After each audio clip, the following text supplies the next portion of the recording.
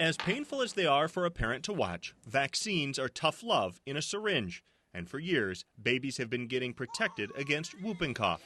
But this year in Iowa, well, it jumped well over 200% from the last year, which is pretty significant. More than 700 cases across our state. A dangerous spike, especially since the disease, also known as pertussis, hits little bodies hard. If it gets into children, especially babies, it can be very bad for them. We had quite a few children hospitalized last year, and we have had deaths. So this is not a disease to play around with.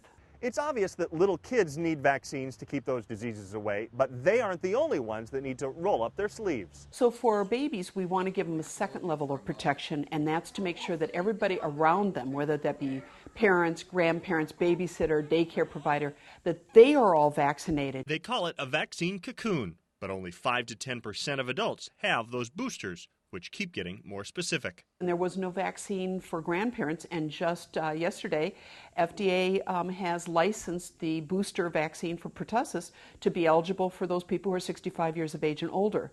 So today there really is no excuse for an adult, especially an adult who's going to be around a very small child, a baby. There's really no excuse not to be protected against that disease.